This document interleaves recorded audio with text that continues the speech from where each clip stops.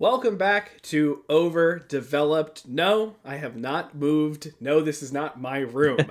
I am at my parents' house. I'm currently set up in my brother's room. Things are a little scuffed this episode. I had to move around some lamps just to get marginally better lighting, although, to be honest, it's not looking great for us. Today, I have my special guest is Keylan. Keylan, please introduce yourself real quick. Hello, I'm Keelan. I currently go to UGA as a graduate student, graduating in a month and turning 24 in a week. It right now life is hectic for me in terms of classes, in terms of all that, but just I mean life's good and I just can't wait to see what the future holds And for me. and So and Keelan is too humble to say this. He's doing his master's right now. I am, So I it's am. he's really finishing it. So that is great. We're gonna get to everything about that in a second. But I want to preface this because this episode is going to work a little differently than most of the overdeveloped episodes so far. If you've been watching, what typically happens is that we talk about current Overwatch stuff. I talk about my guest, how they are related to Overwatch, and then we talk about what they like, other video game type stuff. So we kind of like merge a bunch of things together: Overwatch, general gaming. But for this episode in particular, it's been a little dry news wise on the Overwatch front. I don't really think so much has happened. So we're going to do it a little differently. Today we're going to talk about we're going to talk about the Switch 2, but we're going to talk about Overwatch as it relates to the Switch 2, Overwatch as it relates to consoles in general, because I believe, Keelan, you also were a console player at one point. Actually, so technically, not like for Overwatch, not really. But I play a lot of Splatoon, so I Okay. can see some of those parallels. Yeah, yeah. But So, I touched Overwatch on the Switch like very very briefly. yeah. But for I that mean primarily reason, PC. yeah, that reason we are going to run a little short this time, just because I think at some point we'd be rambling and lovely all my console friends out there. If you are a console player, there isn't really that much to talk about in the console space, other than like problems with zimming and stuff like that. I'm really going to be talking about more of like how console editions work and like what to expect from kind of like the Switch 2, right? So I think I'm just gonna not ramble any longer. Let's talk about Overwatch on Switch, because I don't know if you have played it, but I I played it. have. I played it like a Yeah, little bit. I have. I have put about maybe 60 hours into it Re before. Yes, Oh, okay. yes, before I got my PC during COVID, basically. My parents would want to do something. They'd want to like be in the living room. We can't always just be super isolated in the house. But we don't really have a good idea of what we're doing. So a lot of times I just pull out my Switch and load into games, and not load into games because back then, if you were in Diamond equivalent, I say equivalent because like I wasn't even like placed yet. You couldn't find games. Unironically, Yeah, you were too really? high up. Okay. Mm-hmm. And because No, 'cause I heard there were a brief time where you were top, or like Diamond's like top 500 or some shit like yes, that. yes. So the only reason I was never top 500 is I never met the game requirement, because I literally couldn't, because I would sit in queue for half an hour at a time to play the worst version of Overwatch there is. So with that being said, in literally less than 2 months, which will happen. We're not getting political on this show, at least in No. this department. If you know the final segment, you know where I stand. But Mhm. tariffs wise, the United States is going to not do the tariffs on any nation other than China, which brings its own what is going Yeah, on. that entire other can of worms. They're Yeah. delaying them 90 days. So within that 90 days is when the Switch 2 is going to launch. And the Switch launch window has been pushed and anything and everything, or the pre-order window. Sorry. It's been because I think Yeah. it still releases June 5th. Mm-hmm. So with all that in mind, yes, in theory, the Switch comes out in a month or in 2 months. Where do you think a Switch 2 specific edition is landing on the OW devs priority list? It's a good question. I would think right now it's pretty low because you still have season 16 coming up with Freya with Stadium, and I feel like most of and then you also have like map. I think like map bands and veto bands like coming along a little later. So I would think that that would be sort of on their like low on their priority list in Yeah. terms of because I mean, like, have you seen like screenshots for like Final Fantasy VII Remake, for example, on Twitter, or like anything about like Street Fighter 6, where like the input latency and like the performance is pretty comparable to like Series X, PS5, I think, were some people's claims from the Switch to like previews, and which I think Overwatch can run at a high frame. I think Overwatch can probably run pretty damn good on a Switch too, if it's very comparable to like a PS4 Pro, but.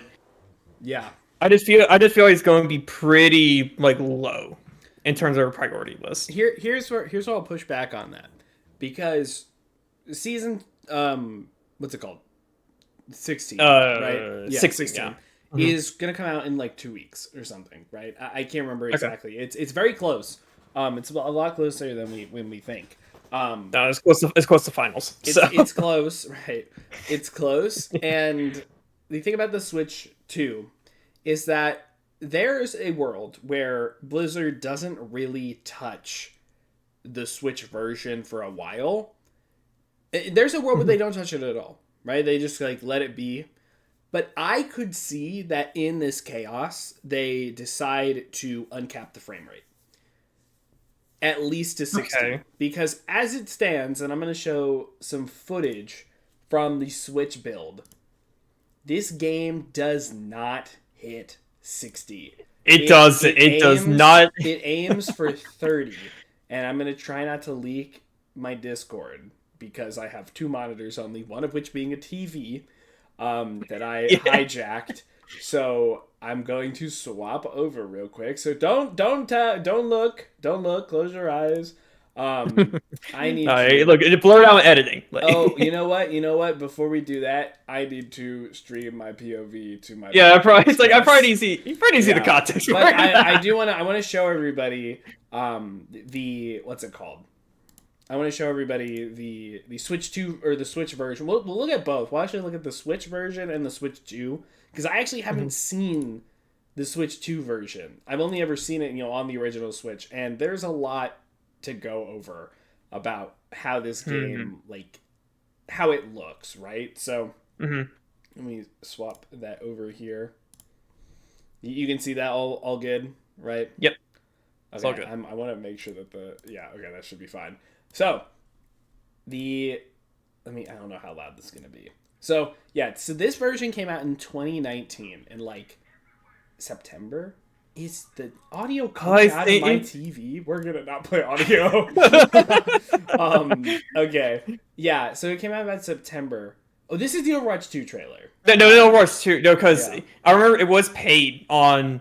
I think Overwatch 1 was paid when the Switch version originally came out before it went free to play. Now, I'm trying to think... With Overwatch 2. Are these cutscenes are in-engine, right? I think so, but this may just be the generic footage they used.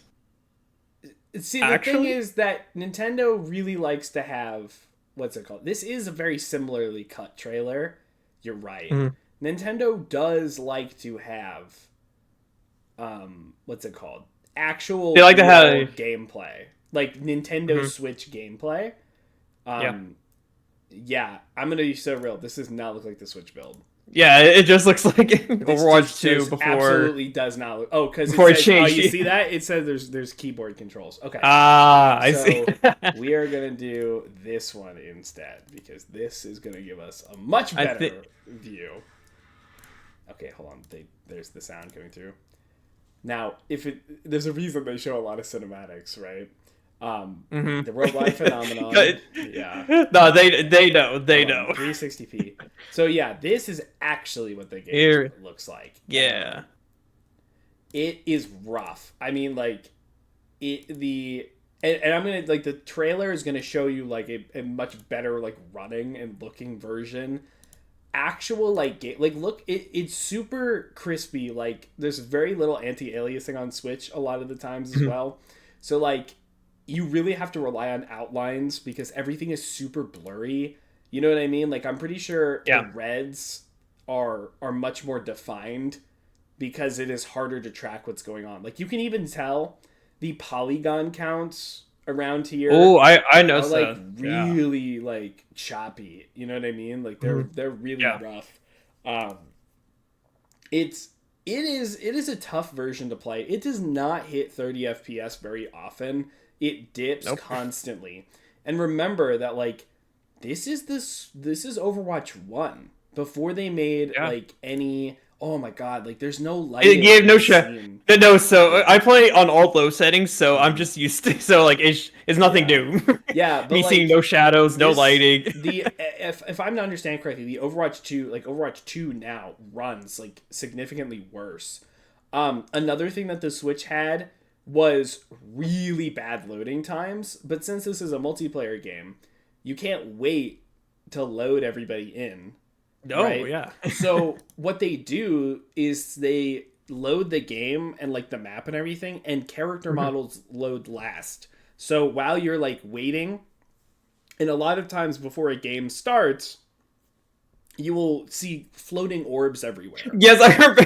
Yes, I've seen a couple of YouTube videos of YouTubers it's just playing Overwatch on Switch, and it's really it is crazy. rough. Yeah, it is absolutely rough. So I encourage you to go look at like actual other gameplay if you're watching this because like it is in dire need. Like it is something that Oh like yeah. is really going to like matter. And the reason like we bring this up, right, is because I think if Overwatch wants to have like a healthy community on Nintendo platforms, like it's not a priority to get this version right away.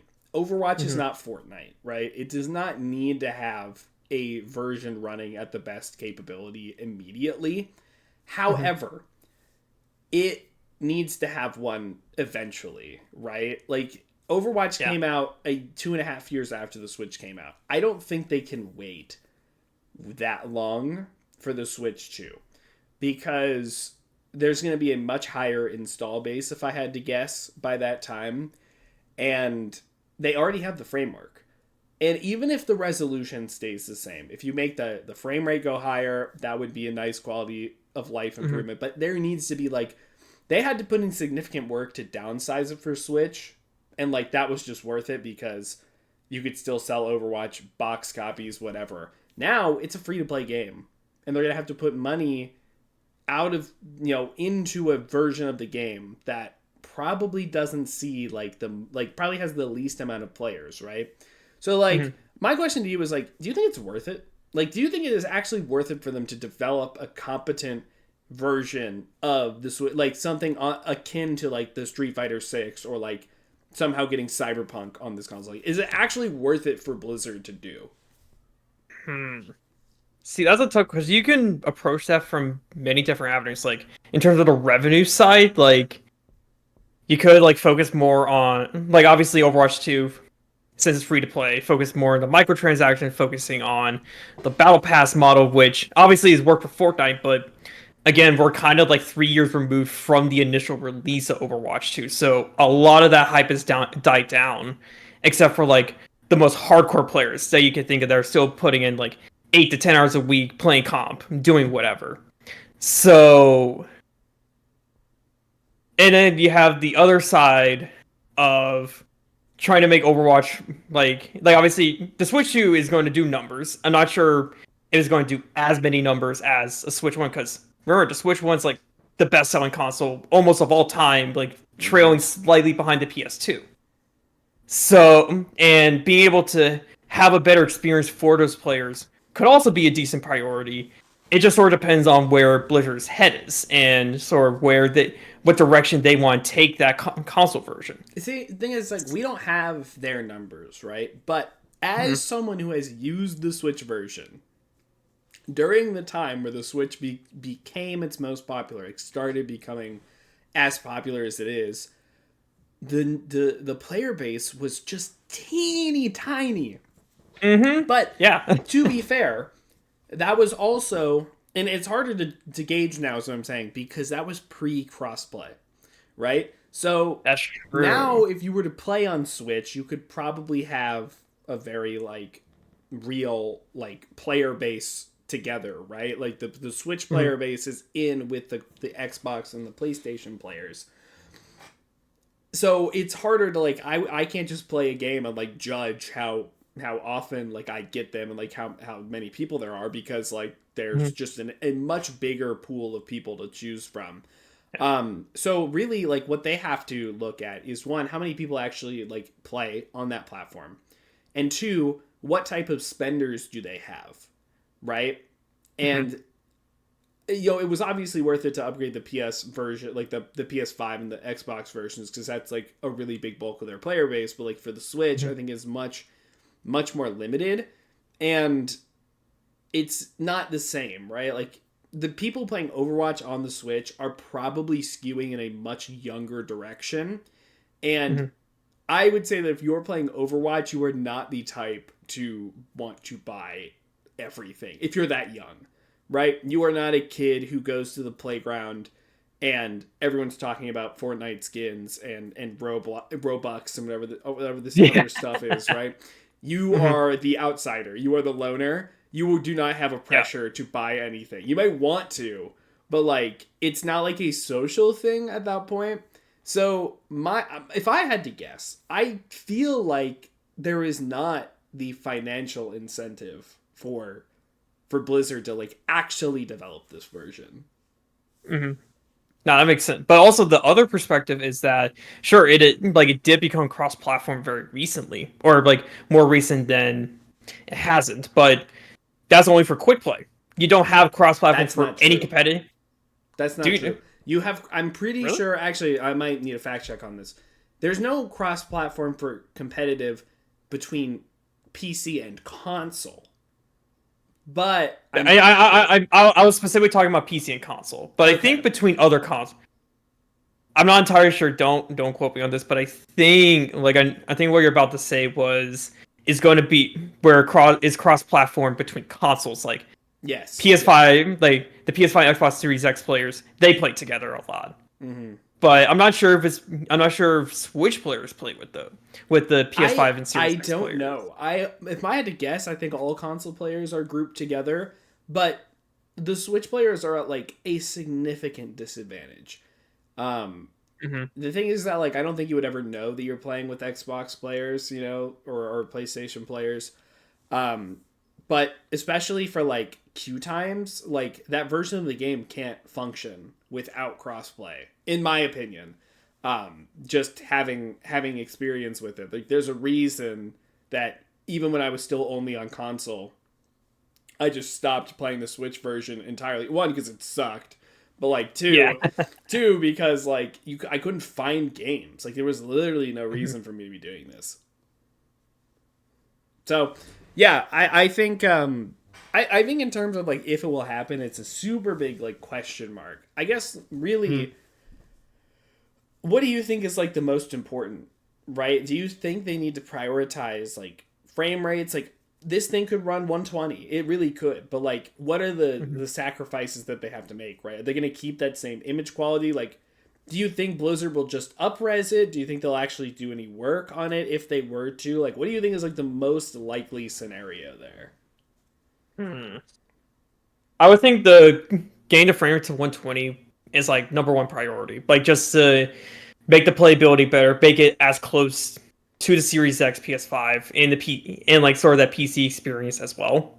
Sort of being able to keep again on that level playing field, keeping the gameplay consistent. And then I think it'll be frame rate first, and then probably looking at the image quality second. And potential, because remember, Switch 2 can like output a 4K, but it's most likely, like, I think Nvidia confirmed this, it's using DLSS. It's using Yeah. basically, like, so they're using all those different upscaling technologies that have come out in the past couple of years. So, but I think frame rate, I think image quality. I just think trying to keep the platform stable and trying to get the platform to like a decent spot where it isn't dying is also going to be pretty important. Or like where Situate isn't on life support. Yeah, yeah. To me, For the most part. I see two paths here. The one path is the marketing path. It's the I put this in a trailer and it looks good, right? So they focus a Like, lot. like in the Nintendo Direct, for example, like during that, I like, want like the third-party reels. I want the game to look better.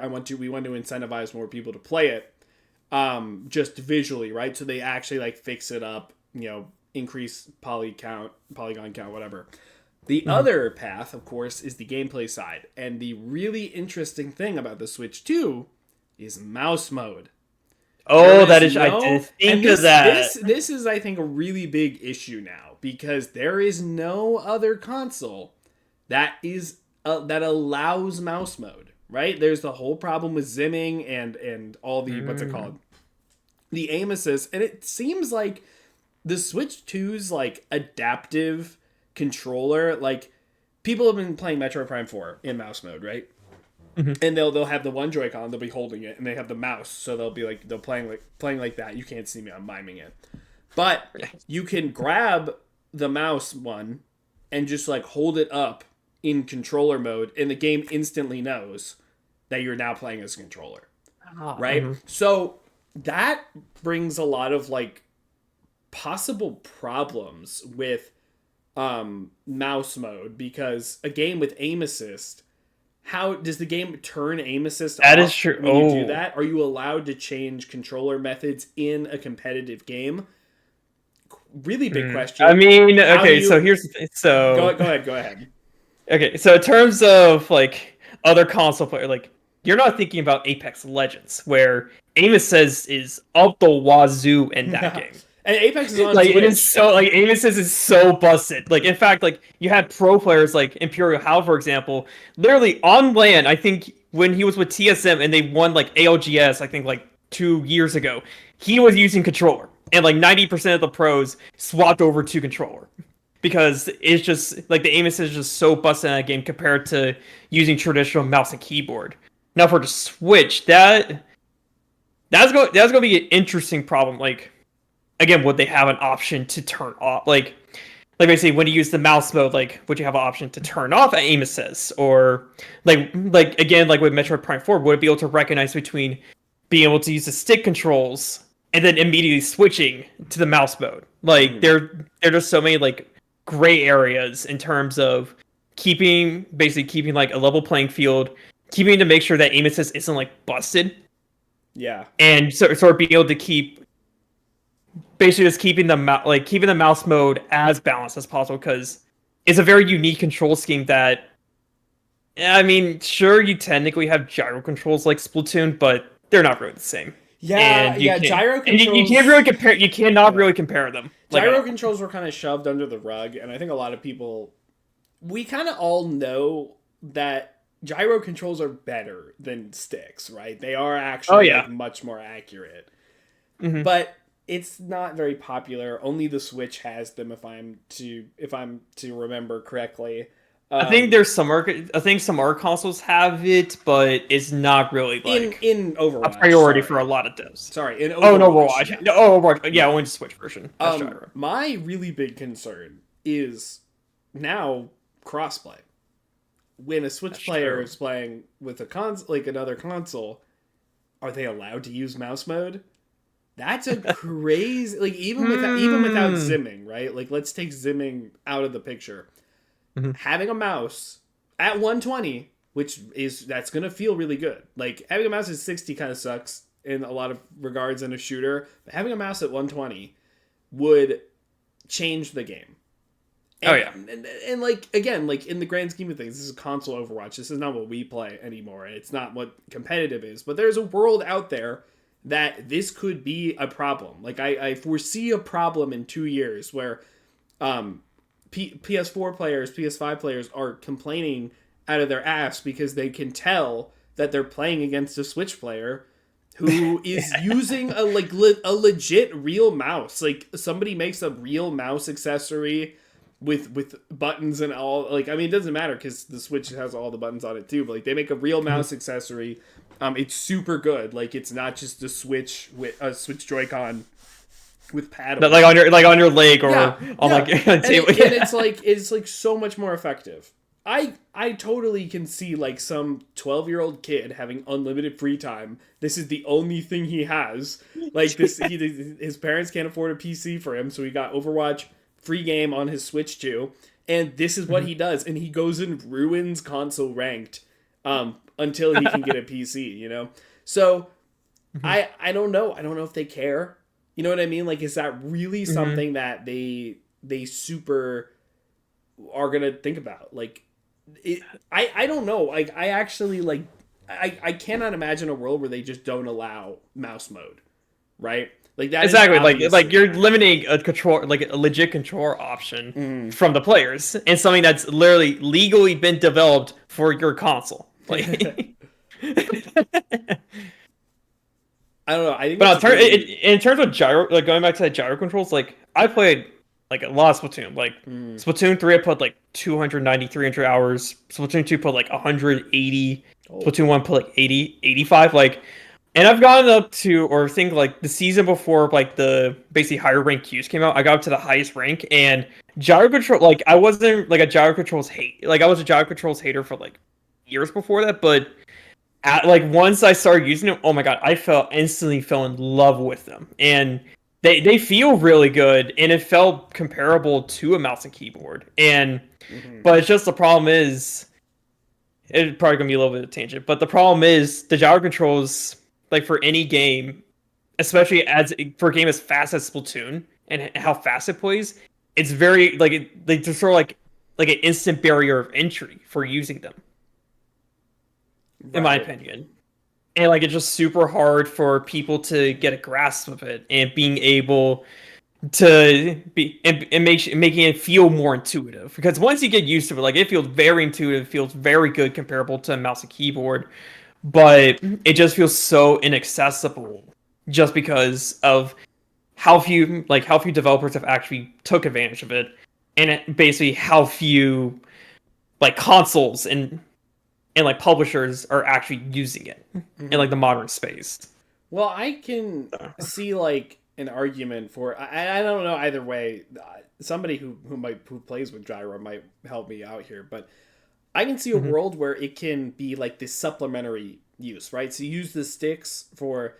In my mind, I see gyro as the fast way to move, right? Whipping around, flicking, all of that. That's exactly how you use in exactly how you use in Splatoon. And once you get the gyro mainly moves your camera, but the stick basically, or the gyro helps with your aim, but the stick you use to look around, and that's basically your camera. Yeah, so that was like what I was thinking. Is like either you use it like once you get to a spot, like the spot you need to use the finer movements with the controller since it can't move as much, or the opposite where the larger camera is used and then you use the gyro to like actually aim, you know what I mean? Like use the sticks generally, and then once you're in the firefight, you use the gyro.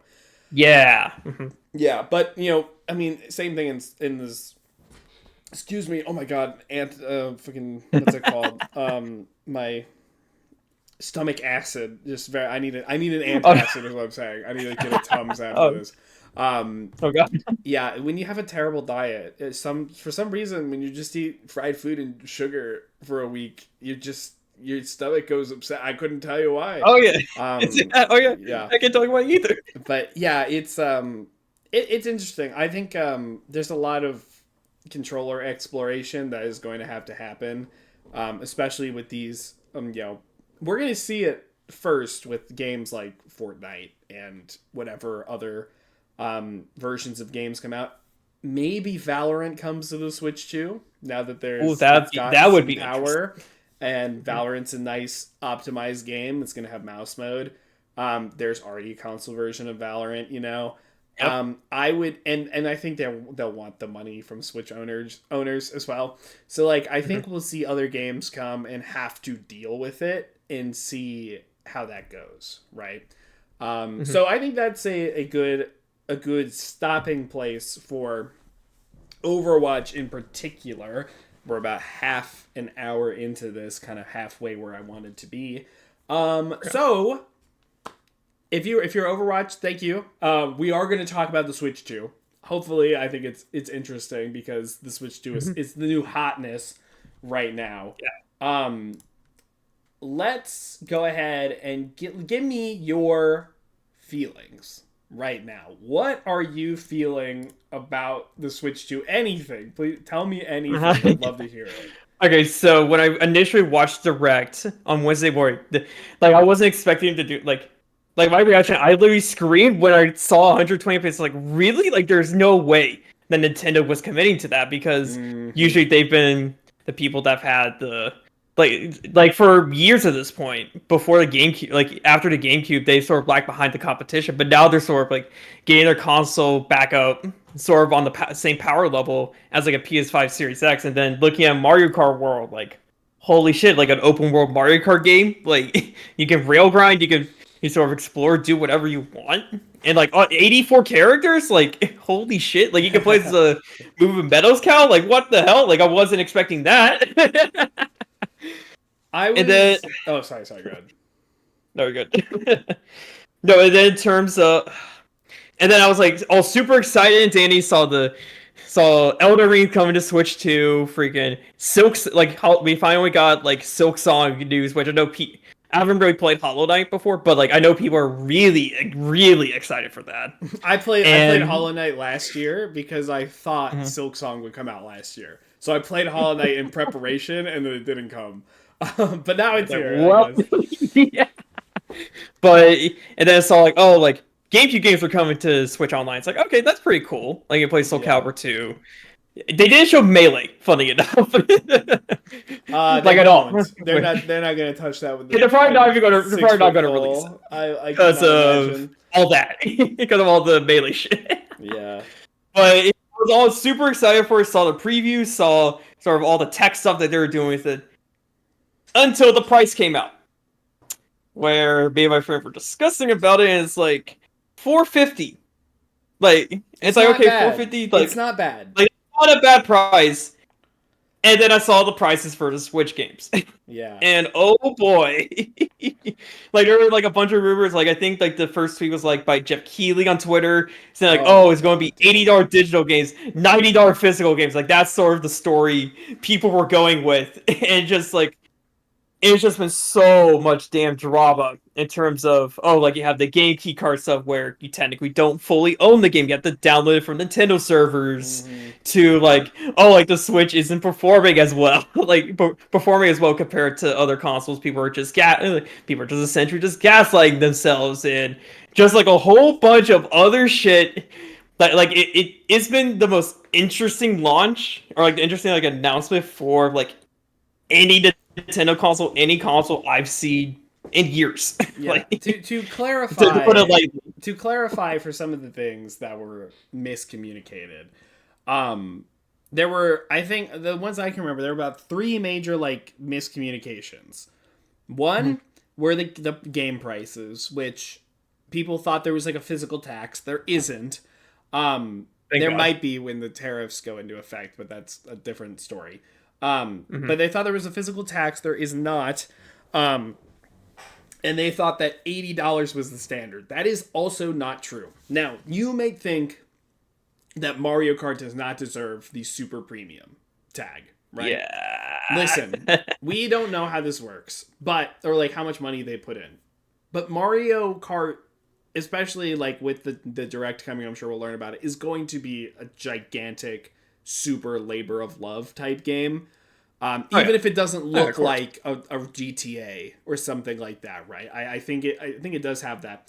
I personally think that Hmm. variable pricing is a good thing so long as there is not a standard on a higher price.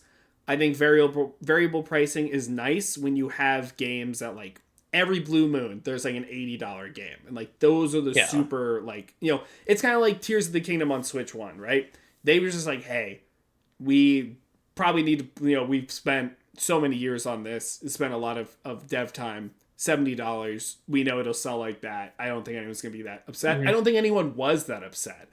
And that was No, the because only $70 because the standard was like the standard for a while at that point was $60 to $70 games. It was 60. Or but like on it was Switch. $60 games for a while, and then when the Series X and PS5 came out, Yeah. that's when the market increased to $70, and people didn't seem that upset about it.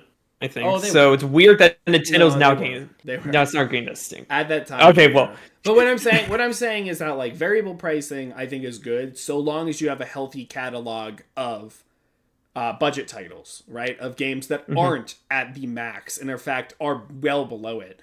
I think Nintendo is guilty of not doing this. They used to be really good about budget titles, and they still create them every once in a while. But Nintendo recently has been like, yeah, Luigi's Mansion 2 upscale, $60. DK returns like terrible port, $60. You know what I mean? Like that kind of stuff. Yeah. And like that's where I think the higher potential price tag comes into a like, you know, is a problem, right? I have like personally, I have no problem spending whatever. Like I like playing games. I like buying games. I will admit that. And a lot of games I think are worth the price tag. I like to experience art, and I understand it comes with a financial toll. This is the thing I like to do. A lot of people don't agree with that, and that's fine. Like that is the kind of like how it goes. Like I'm not gonna say like your opinion is invalid because it really isn't. But Nintendo games also just don't go on sale. Nintendo does not drop their prices. You know what I mean? So there is no like, what's it called? There is no world where the wait until it's cheaper exists in the realm of Nintendo. And like that's where higher prices are a problem. Yes, Nintendo games hold their value. Yes, they are not yearly like churning out, you know, the same series or whatever. They don't do that. But like the other day I saw Red Dead 2 go to $15 on Steam. Red Dead 2 That's a crazy as Red Dead price. 2 also Oh my super holds its value, right? There's very like Red Dead like Rockstar games and like Souls games are the ones that like really hold on to their price points for a really long time. And even like Red Dead is, you know, you can find for pretty cheap, right? I have never seen Mario Kart 8 Deluxe go below $40. Oh no, Ever. I haven't seen that game is a decade old. It's 10 years old. I bought it 2014, bought all the Yes. DLC when it initially came out, and then bought the Switch version. So the problem, like 2017, like oh my god. The problem that I have with the pricing is not the initial price; it's the eventual price that it will stay at forever. That is where I find a lot of issue with this, because they know that they are going to like they'll sell. Right? They know that they're going to sell, and like that is just it. There's no way to get people in later to experience these when they're more affordable. We can whine and moan about, you know, whatever, you know, maybe the next Sony game will be $80, but you give that thing a year, you can get it for $50.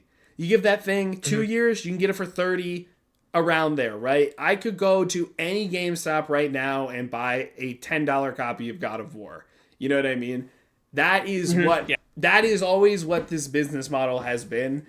And I think that's fine because it allows people to play the games eventually if that price point is like not comfortable for them.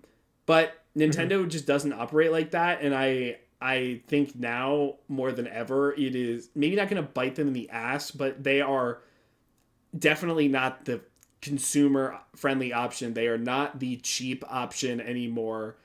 And I don't know if they're okay with that. Maybe they are, but I find it frustrating. Even as somebody who will spend a premium on some games, you know, like I I think it's not great. It's not a great system. Mm-hmm.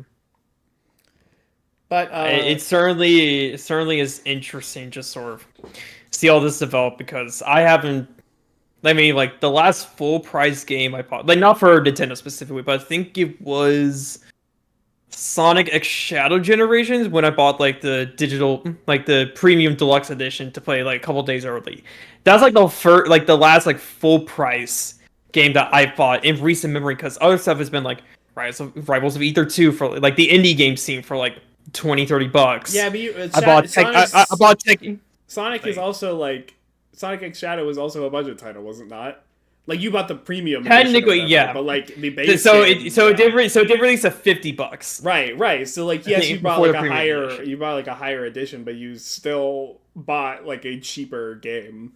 So like Yeah.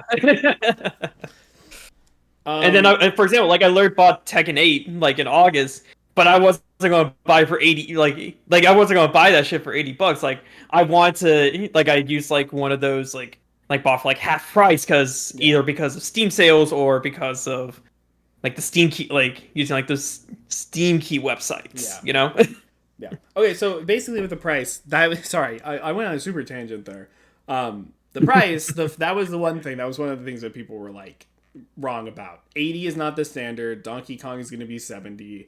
A Thank couple God. of the Switch 1 games with Switch 2 editions are 80 because they include the expansion pass, and they're I don't agree with this line of thought at all. I But it's don't. the $60 Switch game plus whatever the upgrade was going to be. So like Tears of Mhm. the Kingdom Switch 2. Excuse me, I'm about to sneeze. I got it. I saved everyone. Okay. You got it. You Um, got it. um, Tears of the Kingdom is $80 on Switch 2 because it's a $70 game plus a $10 expansion.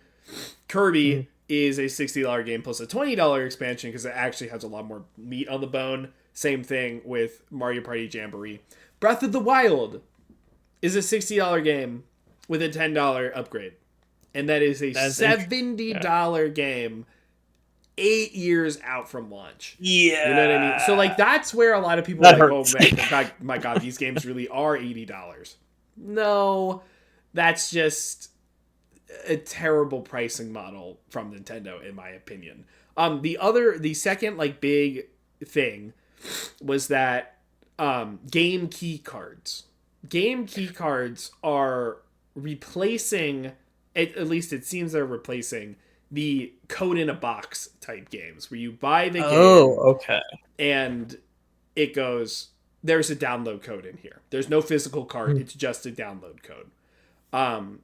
So a game key card is a way for you, it is a download, right? It is not on the cartridge. What's on the cartridge is a way for you to download it from the internet. So it's a way to share and resale these digital games. So it's not on the cart. You need a download to play it. But it is objectively better than code in the box. It's not good, but it's objectively better than code in the box. Switch Switch physical games are notorious for being more expensive to produce because they are on SDs and they have to go through Nintendo to produce them. And it's expensive because, you know, you have to how the compression works. That's where like the Switch tax comes into play. But Nintendo, and this is reported, they have 64 gigabyte cards, which are higher than Switch cards have ever been, or they have a very limited, like small amount, and like there's no in between. So a lot of developers are opting to not pay the premium for the 64 gig card, like third parties, and just opting to do a digital, like a game key card to keep costs Interesting. down. So like when Okay. Bravely Default is a game key card and that still looks like a 3DS game, and everyone goes, "What are you talking about? They fit Cyberpunk natively on the 64 gigs, but you couldn't fit this one." That's why. They don't want to spend the money for the 64 gig card, and they can't fit it all on whatever tiny little option that they also have. To me, something about that seems fishy. There's a couple of Switch games that have, like, Switch 2 games that all would fit in 32 gigs. Like I can't imagine there's not like a 32 gig option. Like I don't know, that sounds a little wrong to me. But that is one of the other things. So game key cards are objectively better than what we had, but they are not good. They are still not like because it's whatever. Once the Switch servers go down, your thing is worthless. Oh yeah, like I think the only game download card that I've bought, I think it was Bayonetta 2 back in like 2018, because that also came with a version of Bayonetta that came with Bayo 1 that you needed to download. So because Bayo 1 was on the card, but Bayo 2 was not. It's the other way around. Sorry, other way around. Bayo 2 was on the card, but Bayo 1 was the download code. Yeah, and they actually have since re-released solely Bayonetta 1 for like interesting $30 or $40. I can't remember. I have it. My copy was smashed in the mail, and they wouldn't send me another. Oh, no, really? They were out of stock, and they're like, "Well, I guess we'll just refund you." I'm like, "Okay, man." Well, I mean, the cart is fine, but I've already played it. I don't care. But the thing is, I do want Bayo 2 and 3 on freaking PC, but it still would come out on PC. Well, Nintendo, because of Nintendo exclusive. It's because of Nintendo exclusivity. They've got the publishing rights for it. Like Bayo is as close to a Nintendo series, like a Nintendo-owned series, as it can be without. At this point, being Nintendo, because it's owned by Sega and Platinum, technically. Yeah. Bayo is owned by Sega, but there's so like the exclusive publishing rights are like solely Nintendo. Interesting. So she's she's stuck over here for the time being. I don't know how long she'll stay, but I think that Nintendo like to have her around because she is an M-rated franchise that somehow fits the Nintendo model. You know what I mean? She's really like. I mean, it's because she was put in. It's because she was put in. Like one of the reasons why was because of Smash. Like when she was put in Smash 4 like 8 years ago. Yeah. Like that almost revitalized any interest in Bayo like instantly. I think Bayonetta 2 would have done far better if it wasn't on the Wii U, but because it was it was a game of the year. It was a Game of the Year nominee all the way back when. Yeah, it was in the first Game Awards. It was a nominee then. I think it would have done much better if it wasn't locked on the Wii U at the time, because Bayonetta had like a cult following already, and I think people would have been like, "What's going on with Bayonetta 2?" That aside, the other I think major one was that Switch upgrades, so Switch 2 editions, were not on the key card. We're not on the cartridge. It was like a Switch 1 cartridge boxed in with a download code. It is at this moment in time, it looks like that is not true. It looks like Switch 2 editions will be fully on cart, which is good. That's good. Yeah.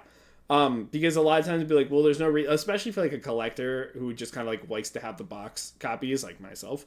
There'd be no reason for me to buy that, and that'd be like an actually like horrifically stupid move on Nintendo's part, because like we want to buy that kind of stuff, and if it wasn't, then we're like, oh, there's no reason. You know what I mean? Like I have all those games, and I guess I'll just get all the upgrades, and they're losing out on like potential sales. You know what I mean? Because like if I could have a physical edition, I will. I'm not. Let me be frank. I'm not going to spend thousands of dollars on these Switch 2 editions that I already have. Like maybe I'll get Kirby because that's like a true expansion. But like I'll probably just get the upgrade. You know what I mean? So because I already own like Kirby and the Forgotten Land, so like I would just get the upgrade. Exactly. I already own them, and like Zelda, both the Zeldas are going to be included. The upgrades, are going to be included in NSO. So if you have Nintendo Switch Online Expansion Pass, you get Breath of the Wild and Tears of the Kingdom as Switch 2 versions if you already have the games. So that is also like a nice thing, I think. But a lot of people think that all of them are like that. Not the case. It is not all the expansions. It is just Zelda. If it were all the expansions, that would be a crazy value. But even with just the Zeldas, I think it adds a lot. So, okay, that is that's that out of the way. Those are the things. How what is our time at right now? Let me check. I'm gonna flash the OBS up again. Where is the fucking? Oh, it's behind the bar. Tired. Okay. Yeah. So, is there anything else like that brought like? Is there anything you want to talk about? Any games catch your eye? I know it wasn't a lot of Nintendo stuff. In this direct, it really was a lot of third parties, but maybe is there anything that you're hoping comes to Switch 2? Maybe some games you think might work better on Switch 2? That's a tough question. That's a tough question to think about. Like, obviously, we now know that, like, for me, Sonic X Shao-Gens is coming to Switch 2. I think that was recently they announced. did announce that. I heard that. And it's going to be running at, like, I think 60 FPS, which, I mean, that's great for Switch owners. Yeah. I'm trying to think what else. Like, I can tell you what I because the problem is most games I would be excited for, like, you know, like Final Fantasy VII Remake. I mean, obviously Rebirth would probably be coming soon after that. Oh god, I don't know if Rebirth could run on this thing. Like, yes, I think the Switch 2 impressed me with how good the hardware seems to be, because it's not just graphical like fidelity. It's like the screen on the thing is 120 FPS with HDR. I'm like, what? No, which is crazy for Nintendo console. That's crazy the handheld. Like, that's actually crazy. Like the actual Switch itself has like really impressed me, and the visual quality and like the capability of 120, potentially 4K 120, that being like possible and like going to happen with Metroid already at launch is like it has impressed me. Rebirth. That's you don't think so? That's a stretch. That really is a stretch. That is a tough.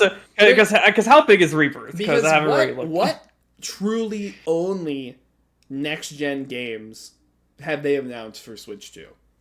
Because they've announced Cyberpunk, which is last gen, Elden Ring, which was last gen, or like on at last gen, Split Fiction, Borderlands. I think Borderlands 4 as well. I don't know if Borderlands 4 is coming to Xbox One and PS4. I'm not sure. I doubt it. That's right. I doubt it. But maybe you're right. Maybe that's one that's happening. I don't know about Split Fiction. I think I would want to say Split Fiction is probably only next gen, but at the same time, Split Fiction does look the worst out of like most of the games. Actually, let me see if I can find it. I think the demos I've been seeing from the preview event, I think it runs at 30 FPS. And it looks like it is a much lower res. Street Fighter 6, that's one. I didn't think about that one. Oh, yeah, Street Fighter 6. I believe Street Fighter 6 is not on PS4 and Xbox One. I'm pretty sure. I think you're right. So that's a good one. Yeah.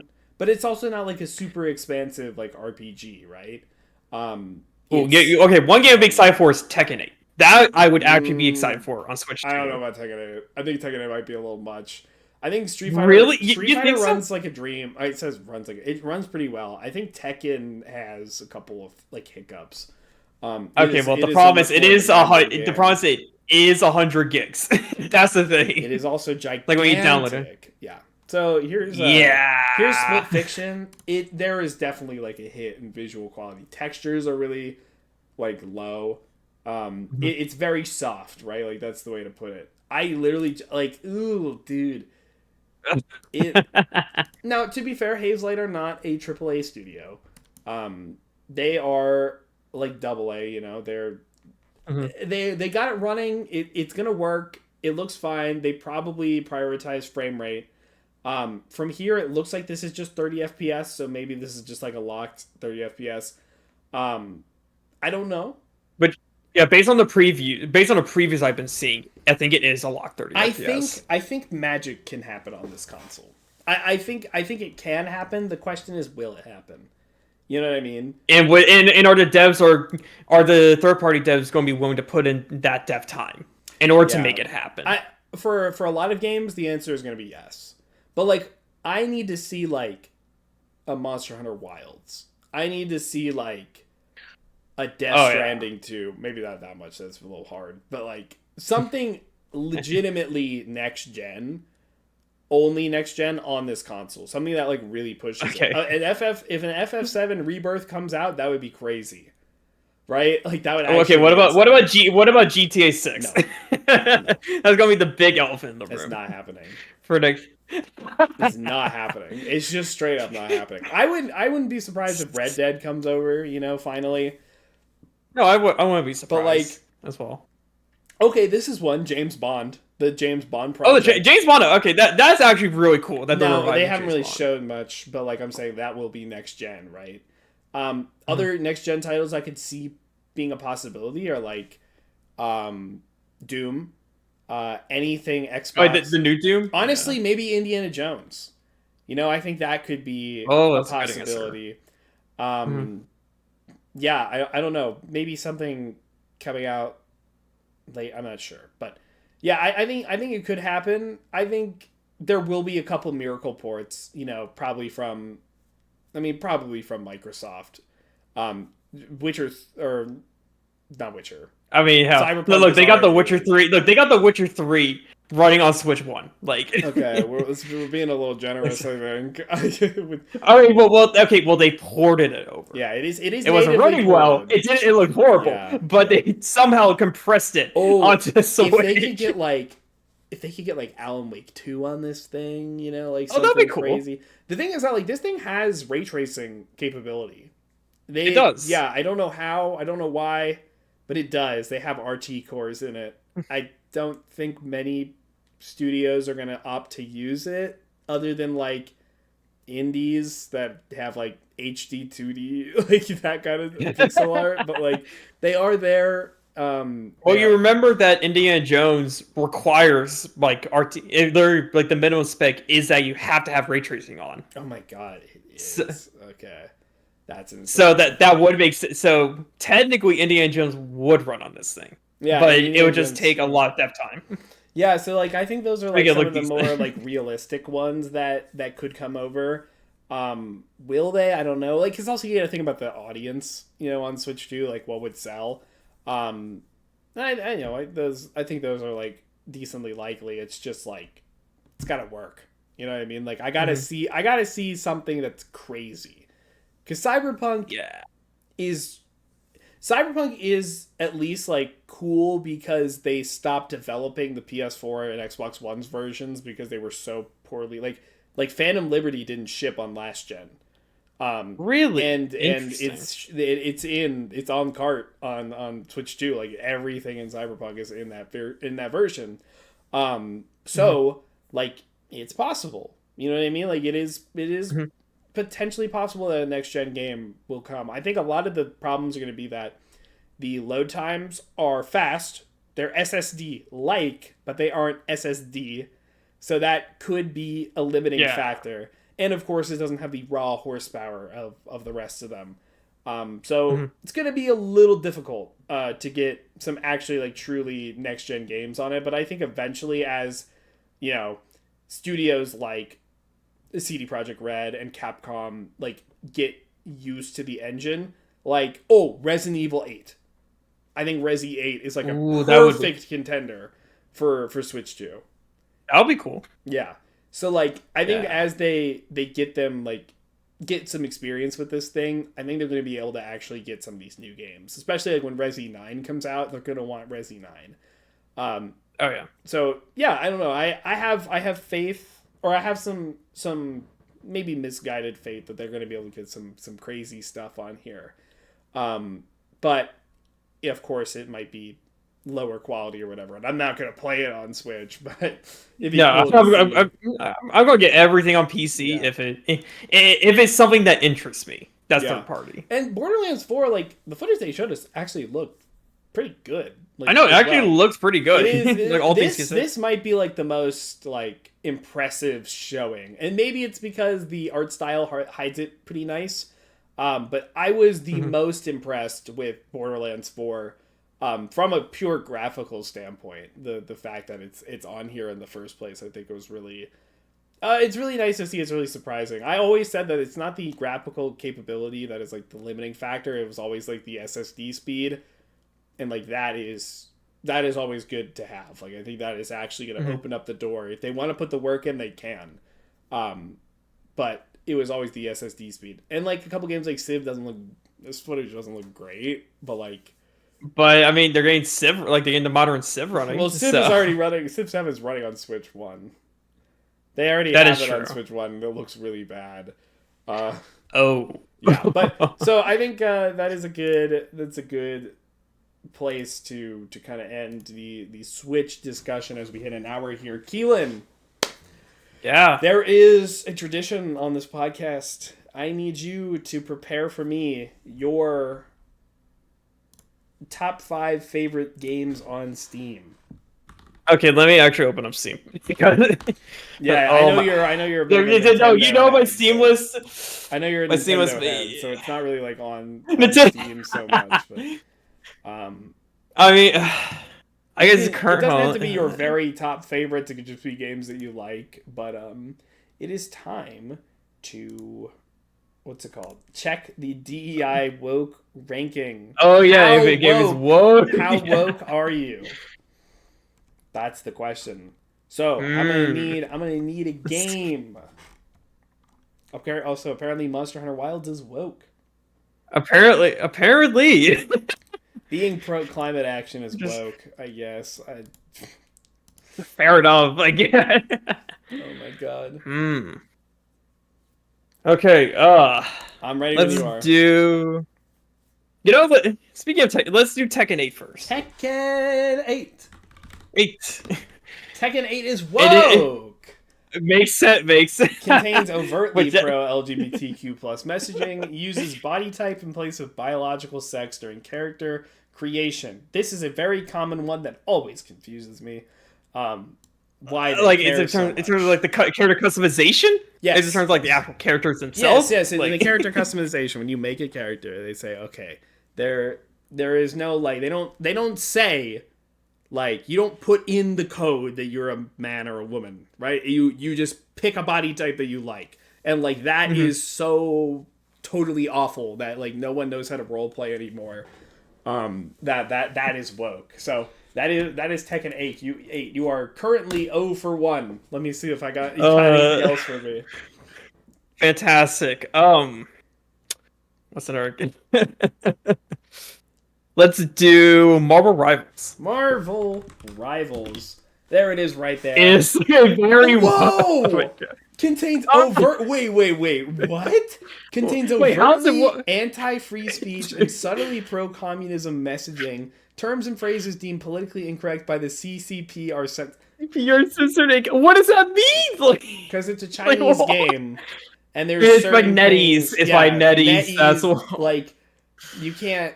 NetEase overlords. We tried it. Our results were mixed, but you can't say like Tiananmen Square in chat. You know what I mean? Like it bans that kind of stuff. But that is insane to me. I've never seen the subtly pro-communism messaging.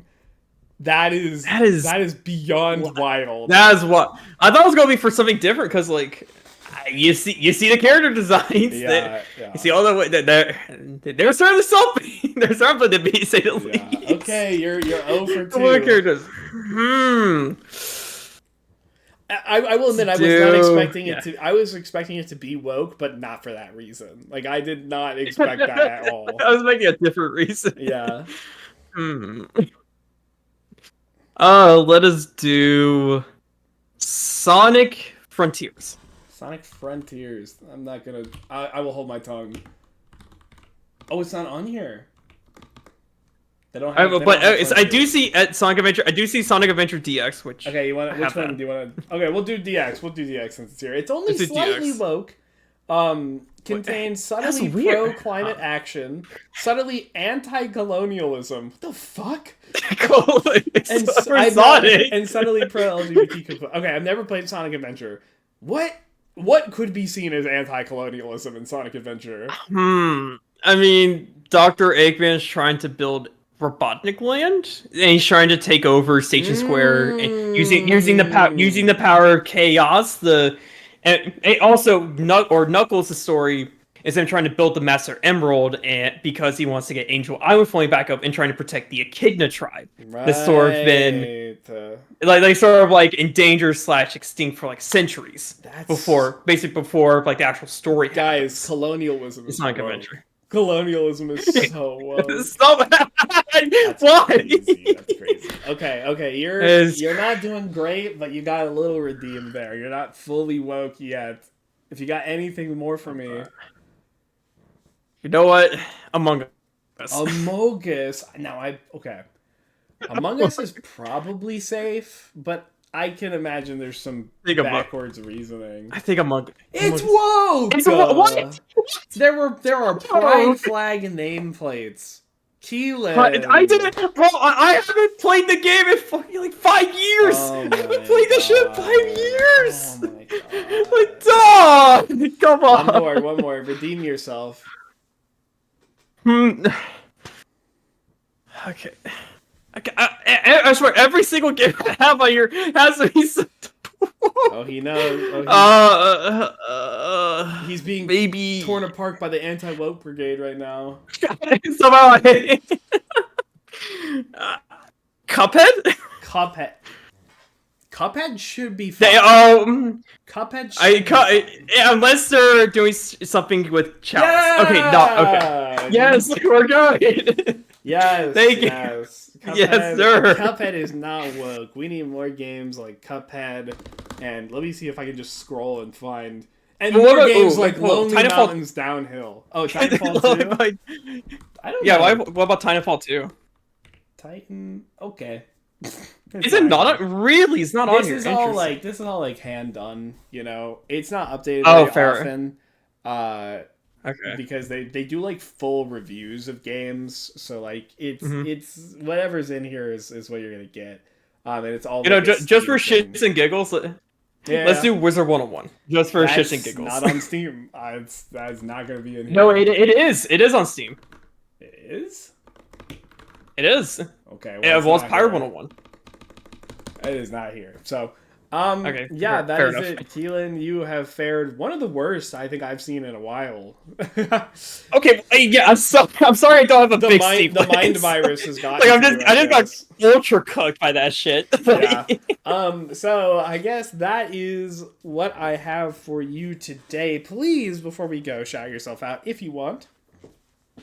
Okay, so you can follow me on Keylan2547 on Twitter. I started to stream a little bit more, although it was mainly for our UGA games, which most of the time we go like the funny thing is like I think like towards the latter half of the semester when I was talking with Langston, it's like, okay, what's the record in terms of you streaming versus not streaming? And I think it was like fucking like 1 in 3 at that point.